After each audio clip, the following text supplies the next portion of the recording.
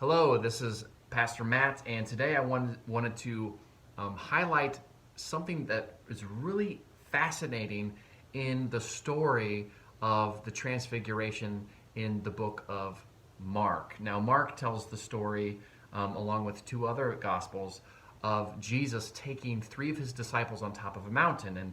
And when they arrive at the top of the mountain, Jesus is transfigured. His glory shines through to the disciples. And what I wanted to talk about today, there's lots of directions we can go with this particular story, but I wanted to highlight what happens along with Jesus' transfiguration, because not only is Jesus transfigured in front of the two disciples, which has its own meaning, we could talk about that a lot as well, but also there are two other people that appear alongside of Jesus. So there are like two groups of three, together, six total on top of this mountain.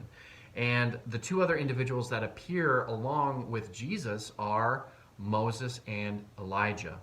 Now that's a really interesting question.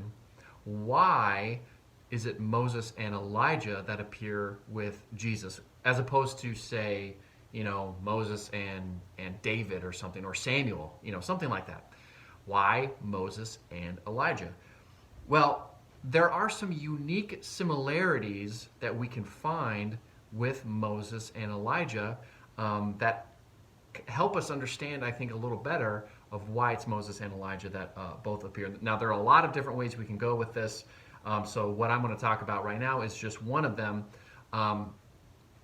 Moses and Elijah, they share this unique distinction of experiencing what's called a theophany on top of a mountain. A theophany is kind of a fancy word that means that God is revealing himself in a way that a human can understand or interact with. And so in Moses' case, God appears, for example, as a burning bush, or later on, God, descends upon Mount Sinai in a cloud, right? Those would be theophanies. And in the case of Elijah, we read in 1 Kings that he experiences God in this still small whisper. So both Moses and Elijah experience a theophany of God, God revealing himself to the both of them.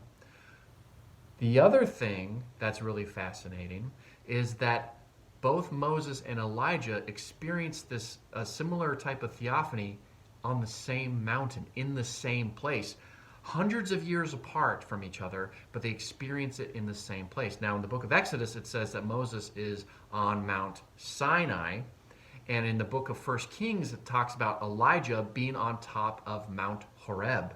Now, Horeb and Sinai are the same mountain.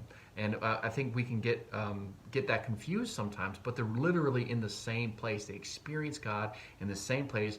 Elijah is in a cave, and Moses is on top of this mountain. There's all this great archaeological work that's gone into trying to find. There's the traditional site of Mount Sinai, but there's all this stuff online. I encourage you to look it up. It's kind of interesting to see where the actual some archaeologists believe that they've found the actual Mount Sinai. But anyway, I digress. That's not what we're talking about today. So both Moses and Elijah experienced this theophany, this revelation of God on top of a mountain. Now we fast forward to the book of Mark. Here we have not exactly a theophany, but a revelation of Jesus' true nature on top of another mountain. It's as though God is revealing himself to these three disciples by showing who Jesus really, as he really is. He certainly will be glorified, but he is, in the book of Colossians, the perfect picture of an invisible God. So in a way, Jesus is revealing his true nature as divine to these three individuals. Now, what's cool is it's as though Moses and Elijah, when they were on top of the mountain experiencing God's revelation to them, it was as though they only got a window into who God really is. But with Jesus, and his revelation on top of this Mount of Transfiguration. They get to see the full picture. In other words, they get to see the full plan of what God has been doing and what he will do in a short period of time that started way back then during the time of Moses, even before Moses, and it traveled through the time of Elijah, and now all three of them, Jesus, Moses, and Elijah, are in the same place, and they're talking over about what is going to happen in the near future before Jesus returns back into heaven. And to me, I just find this as another great example of this continuity between the Old Testament and the New Testament. How when God reveals himself through his son Jesus Christ, we see whispers and even more than that, glimpses of this all the way back during the time of Moses. I mean, gosh, you could go back to